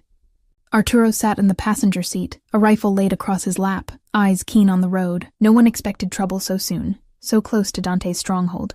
But when you carry precious cargo in the Mafia world, You never let your guard down. They had been on the road for perhaps 40 minutes, leaving Naples behind, climbing into the hills where small villages dotted the landscape. Elena's initial anxiety had dulled to a numb unease. She half listened to Arturo speaking on a handheld radio to someone, confirming their route. Suddenly, a loud pop shattered the quiet. The SUV lurched. Elena gasped as her seatbelt tightened painfully. Paolo cursed, wrestling the wheel as the vehicle skidded. Another pop. Gunfire, Elena realized with horror. Not a tire blowout. The front windshield of the lead car spiderwebbed with a bullet impact. "Ambush! Down, Signorina!" Arturo shouted. He turned, shoving Elena's head low, just as a spray of bullets pelted the side of their SUV with metallic pings. The armored plating held, but the vehicle swerved violently as Paolo tried to accelerate out of the trap. Too late. An oncoming truck screeched to a halt, jackknifing to block the narrow road ahead. 4 men with rifles leapt from behind roadside bushes and the truck, surrounding the convoy. The lead car's driver attempted to ram through, slamming into the truck, but more shots rang out, disabling the engine. The escort spilled out, exchanging fire with the attackers. Elena's heart thundered. She smelled smoke and fear. Arturo cracked his door open, returning fire with short bursts. "Stay down!" he ordered Elena, voice tight but steady. Paolo, the driver, managed to draw his pistol, but a burst of bullets tore into the windshield. He grunted, a red mist spraying as he slumped forward. Elena bit back a scream, clapping a hand over her mouth. Paolo's blood spattered her cheek and sweater. The horror of it froze her. The SUV's engine was still running. Arturo reached back and pushed Elena further down behind the front seats. "Whatever happens, don't move until it's over," he hissed. She nodded, tears welling, pressing herself against the floor. Her mind flashed to Dante. Had something happened back at the villa? How had Rinaldi's men known to intercept them here? There had to be a leak, a traitor. The firefight was intense but brief. The Moretti guards were outnumbered and caught off guard. Within minutes, she heard shouting outside in victory. A chilling silence fell except for the crackle of a small fire from the lead car's hood. A harsh voice called out, "Search for the woman! She's in the second car!" Elena's blood ran cold. She shrank into the footwell, desperate to become invisible. The SUV's back door was yanked open. Light flooded in. 2 men glared in, guns ready. One had a scar across his nose and a leering grin. "There you are," he sneered, spotting her. He grabbed her arm in a bruising grip and hauled her out. Elena fought, kicking his shin. "Let go," she cried. He backhanded her. Pain exploded at the corner of her mouth and she tasted blood. Dazed, she couldn't resist as he and another thug dragged her out onto the road. Her legs buckled at the sight. 2 of her escorts lay motionless on the asphalt. One twitched, groaning. Arturo, bleeding from a leg wound but alive. The other guard was eerily still, eyes open to the sky. The attackers were Rinaldi's men, no doubt. Rough-looking, armed to the teeth. One was tying up the surviving guard. Another, the scarred man's accomplice, ripped Arturo's radio from his hand and smashed it, then knocked him out with the rifle butt. Elena struggled in vain as the scarred man pinched her cheeks cruelly, turning her face side to side. "Pretty thing," he spat. "Worth quite a bounty. The boss will be pleased." She mustered her voice despite the throbbing pain of the slap. "Please, just let us go. You've got what you want, right?" "Me? There's no need to hurt anyone else." The man laughed, a coarse sound. "Hear that? She thinks we'll let them live." The other men chuckled darkly. Tears pricked Elena's eyes. They had killed Paolo. They might kill Arturo and the others too. All this blood because of her, because of Dante. She was so tired of death touching the people around her. "Enough!" barked another voice, calm but with underlying authority. A tall figure emerged from the truck. A man in a light summer suit, incongruous for a roadside ambush. He looked around 50, with silvering hair and cold, astute eyes.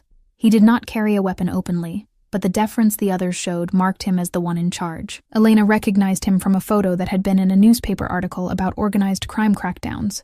Niccolo Rinaldi. She felt a spasm of fear. This man had ordered Dante's father killed. He'd unleashed all of this. Niccolo approached, eyeing Elena with a predatory curiosity. "So," he said, voice smooth, "this is what Don Moretti has been hiding. I must say, Signorina, you're a surprise. I expected perhaps a political ally, a rich heiress, but a barista." He chuckled as if it were a great joke. Elena drew herself up despite the henchman's grip on her arms. She wouldn't give Rinaldi the satisfaction of her fear. "And you must be the coward who murders people with roadside traps," she shot back. The scarred man shook her roughly. "Watch your mouth." Rinaldi held up a hand. "Easy, Gianni," he said mildly. His eyes never left Elena's. Such spirit. Now I see the allure.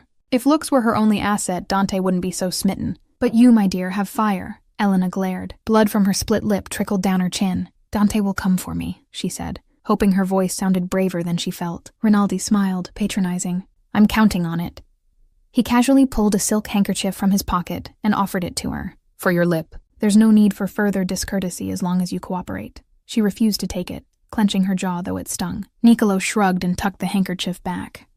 "As you wish. Put her in the car. Gently now," he added to the goons, as if he truly cared. Elena was forced into the back seat of the truck's cab.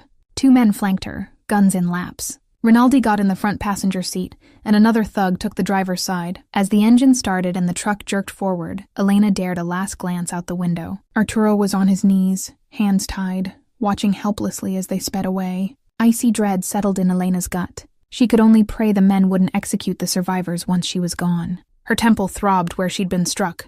She closed her eyes a moment, trying to steady herself. Dante had promised to come for her. Would he know what happened? If any of the guards escaped, or if Arturo lived, they could raise alarm. They had clearly been ambushed by inside information. Someone close to Dante had betrayed them, likely feeding Rinaldi her route. It sickened her to think of his pain when he learned of this double cross. Nicolo Rinaldi's voice interrupted her thoughts. "You're awfully quiet, Elena Bianchi."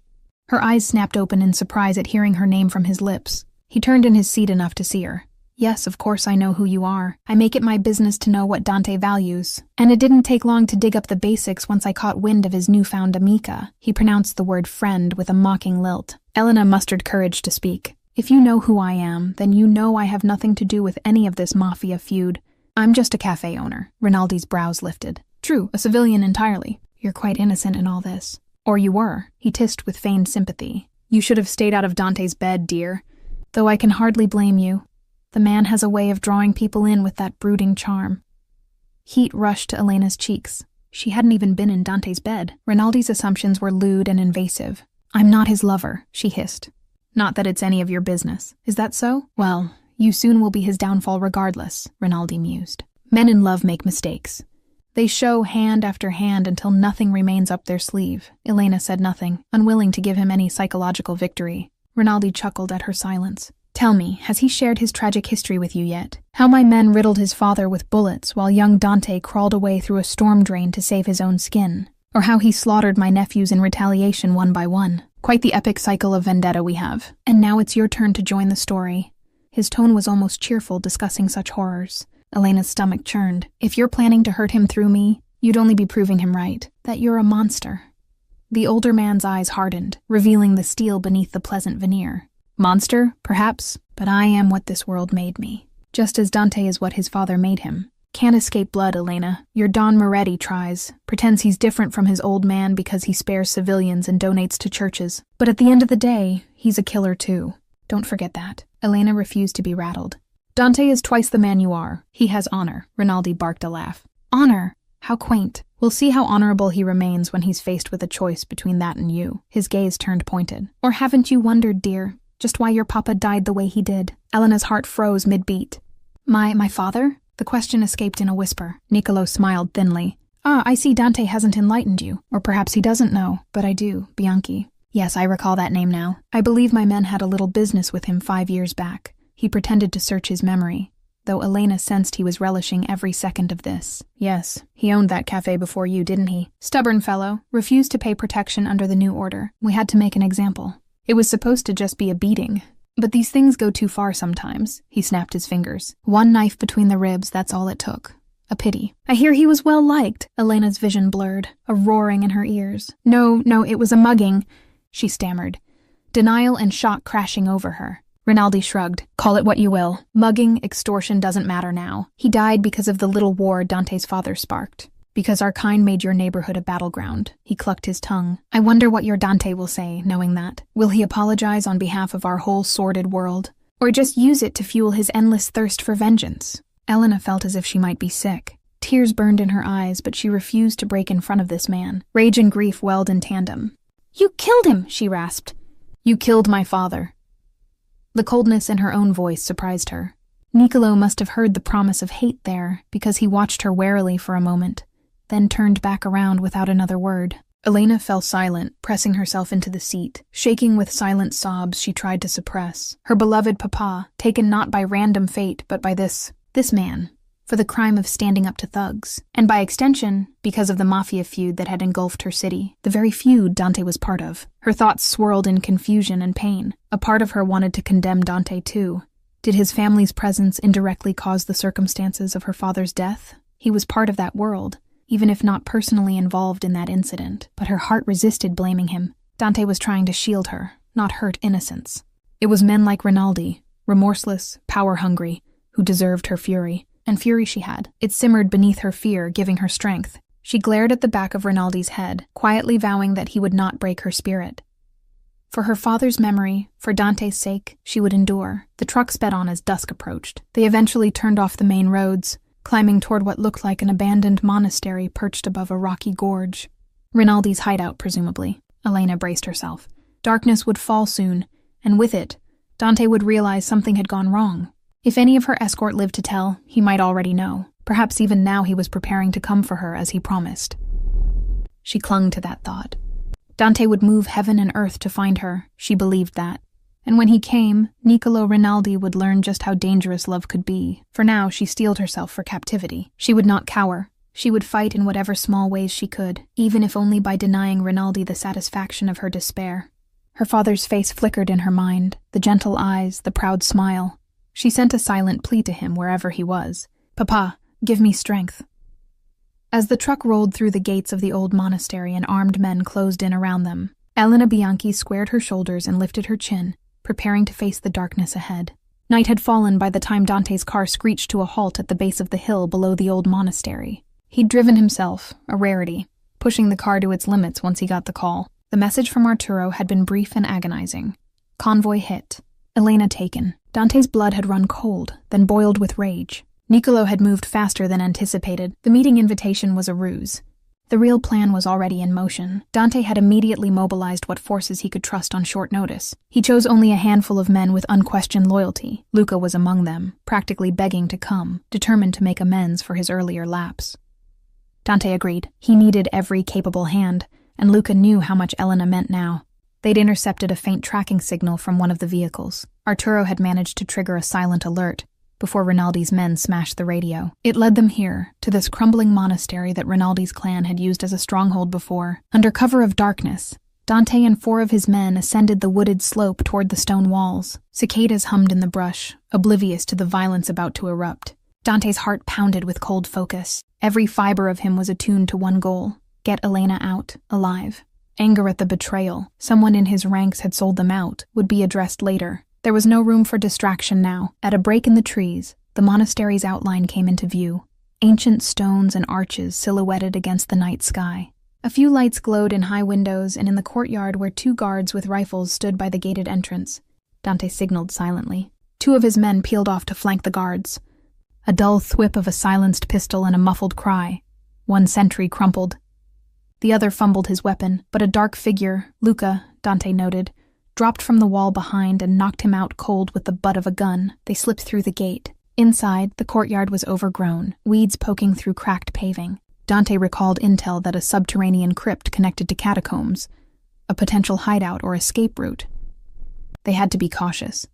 Rinaldi likely had at least a dozen men inside. As they moved toward the main chapel building, a shout rang out. A guard on patrol had spotted the fallen ones. "Allarme," he cried, raising his weapon. Dante fired first, the suppressor spitting a short burst. The guard went down, but the alarm was raised. From within, shouts and the stomping of boots echoed. "So much for stealth," Dante muttered, casting aside pretenses. "Go! We fight through." His men fanned out as figures burst from a side door, Rinaldi's thugs opening fire. Muzzle flashes lit the courtyard. Dante ducked behind a stone column and returned fire with lethal precision. Luca was at his right, coolly picking off a man on a balcony who tried to draw a bead on them. They advanced in stops and starts. 2 more of Rinaldi's guards fell to their bullets, and one of Dante's men took a hit to the shoulder, but he pressed on with a grim nod. Dante's ears rang with gunfire. He saw the double doors of the chapel ahead, likely Rinaldi holed up inside with Elena as bargaining chip. Dante signaled Luca and the remaining guard to flank the doors. With a fierce kick, Dante blasted one door open and stormed through. Inside, the cavernous space of the old chapel was dim, candles and a few electric lamps casting eerie light. Decrepit pews lined the nave leading to an altar, and there, in the center of the open floor, stood Niccolo Rinaldi, with Elena held in front of him as a shield. Elena's hands were bound and her face was pale but determined. At the sight of Dante, her eyes widened with desperate relief. Rinaldi stood behind her, one arm gripping her throat, the other pressing a pistol to her temple. Around them, half a dozen of Rinaldi's men formed a defensive semicircle. And off to the side, to Dante's shock and fury, stood one of his own, Carlo, a trusted lieutenant, now pointing a gun at Dante with a smug grin. "Drop your weapons, Moretti," Carlo barked, "or she dies." Dante's vision tunneled, the traitor revealed, and Elena's life on a hair trigger. His men had followed him in and taken cover behind columns, weapons still in hand. Stalemate. Niccolo's suave voice echoed in the hall. "Well, Don Dante, here we are. You came quicker than expected. So eager to trade your life for the girls?" Dante stepped forward from cover, gun still raised but finger off the trigger for now. His eyes locked on Elena's. "Elena, are you hurt?" Her voice wavered, but she called out. "I'm okay." A bruise marred her cheek and dried blood at the corner of her mouth. But she stood strong, not wilting in Rinaldi's hold. Niccolo tutted. "How touching. She's been a lovely guest, though a bit lippy. We had a chat about her dear papa." Dante's gut clenched. That damned Rinaldi. Of course he would twist the knife however he could. "Rinaldi," Dante growled, "let her go. Your quarrel is with me. You want territory? Money? My life? Fine, just let her walk out." Elena cried out, "No. Don't." "Hush now," Rinaldi hissed near her ear, cocking the gun. She winced as metal pressed harder against her temple. Carlo edged closer, his weapon trained on Dante's heart. "Listen to the Don, boss. Drop the gun, and maybe he'll spare your little lover." Dante's nostrils flared as he regarded Carlo. "You disappoint me, Carlo. I treated you like a brother." The older traitor sneered. "And I treated you like a son after your father died. But you were always too soft, Dante. While you were crying over Mama's grave, I was doing what it took to keep the family afloat. Niccolo here appreciates my talents unlike you." "Enough," Niccolo snapped. "We don't need the soap opera." He shouted toward Dante's hidden men. "All of you, guns on the ground, or I splatter her brains on the floor." A tense beat. Dante could sense Luca and the other behind him, hesitating, waiting on his cue. Elena met Dante's gaze and subtly shook her head, silent pleading not to give in. Dante lowered his pistol slowly, letting it drop with a clatter. He raised his hands. "Stand down," he ordered his men quietly. Luca cursed under his breath but complied, weapons thudding to the stone floor as the others followed suit. Niccolo's lips curled in satisfaction. "There now, that's better." He began backing toward the altar, dragging Elena with him. Carlo sidled behind Dante and kicked his fallen pistol far away, then relieved Dante of a second handgun at his ankle with a triumphant little laugh. Carlo prodded Dante's back with the barrel. "On your knees, boy." Dante glanced to see two of Rinaldi's men closing in to restrain Luca and the other Moretti guard at gunpoint. The odds were grim. Still, Dante knelt slowly, seething but outwardly calm. Elena's eyes brimmed with tears as she watched. "Don't hurt him," she begged, voice cracking. Rinaldi gave a dramatic sigh. "So much love. It warms the heart. But business is business, dear." He addressed Dante again. "I could kill you straight off, Moretti, but where's the art in that? I think I'll enjoy making you watch her die first. Poetic, no? The sins of father upon the son, the sins of lover upon the beloved. Some biblical symmetry in it." Dante's heartbeat thundered. His mind raced for any opening, any distraction. He noticed Elena's hands, bound in front, not behind. In Rinaldi's arrogance, he hadn't bothered tying them behind her back. Her fingers inched toward something at her waist. A small object tucked in her belt? Elena caught Dante's slight glance downward and gave the tiniest nod. Hope and dread coiled tight as a spring in Dante's chest. He had to keep Rinaldi monologuing a few seconds more. "You always did love the sound of your own voice." "Niccolo!" Dante spat, slowly raising one hand higher as if in fear. Yet it was a signal to his men.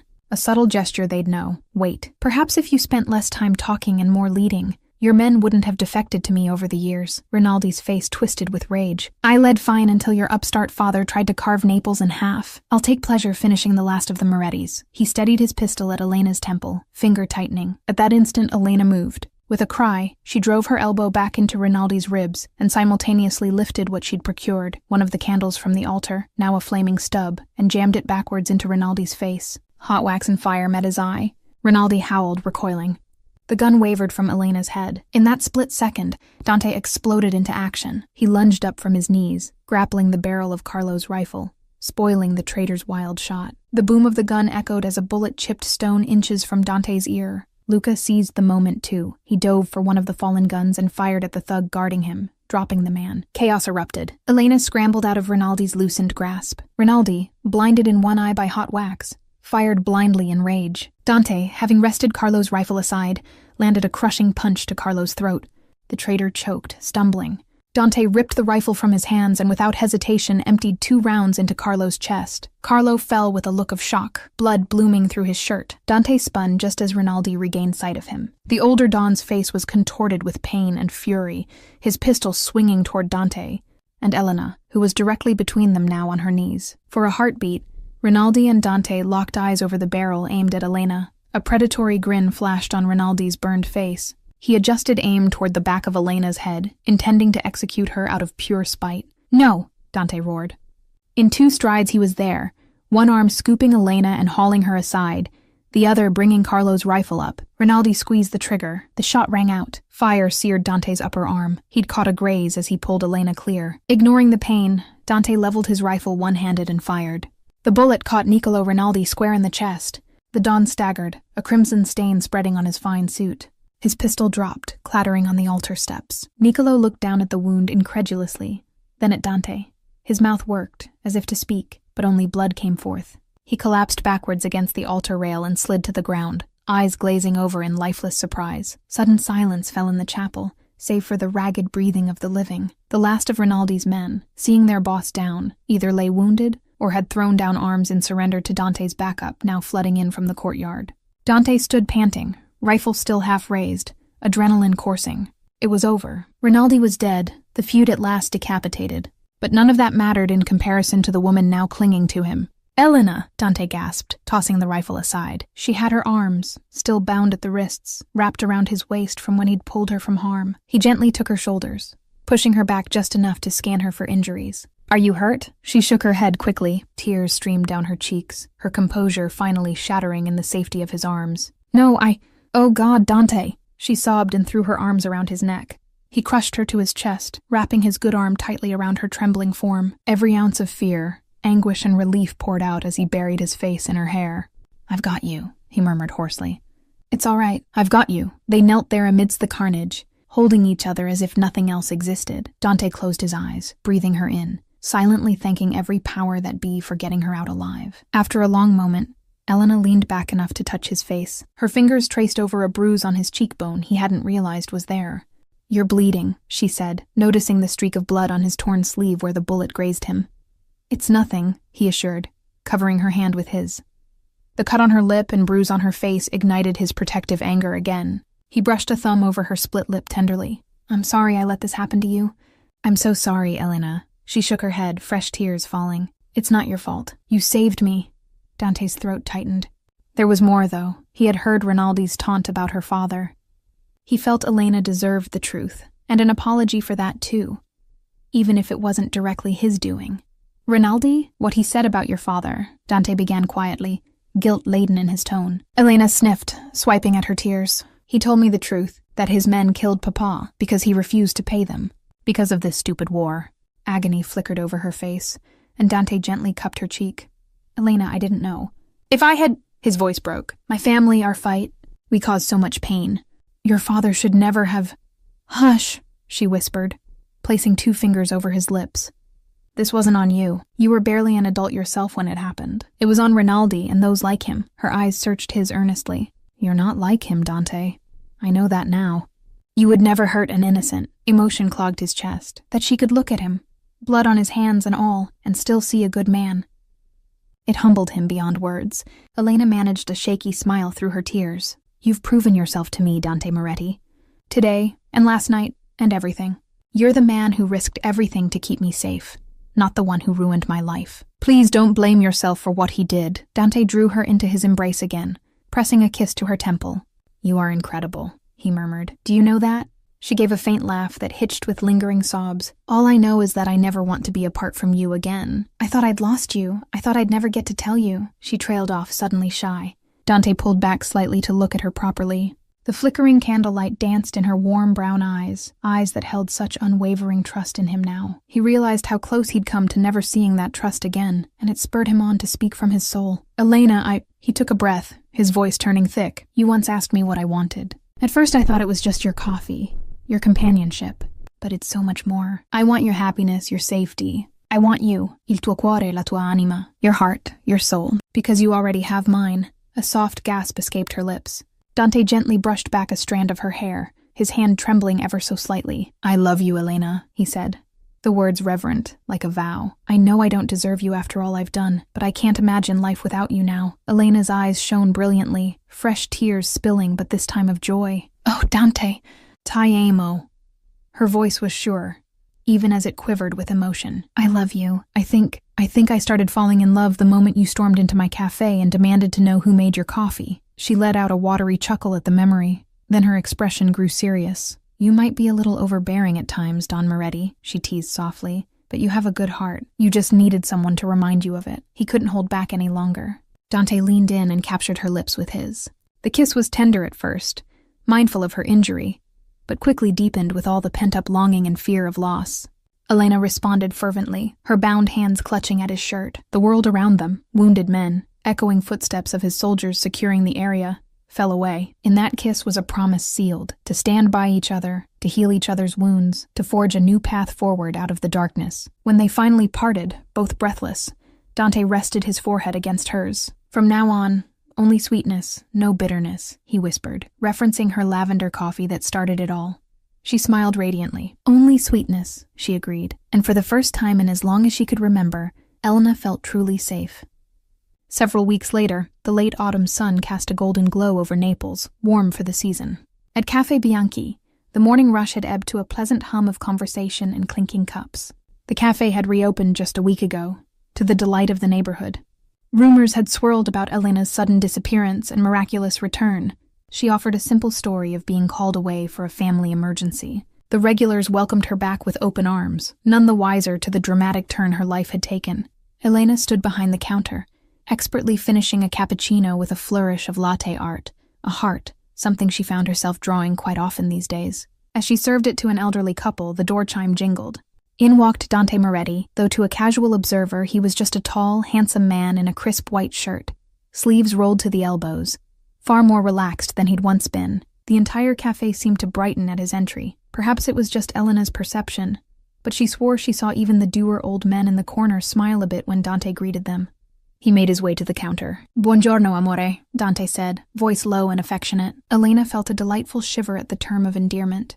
"Good morning. The usual?" He leaned on the counter, pretending to consider. "Actually, I've had a craving for something special." His eyes sparkled playfully. "Who's the barista on duty? I hear she makes the best coffee in all of Italy."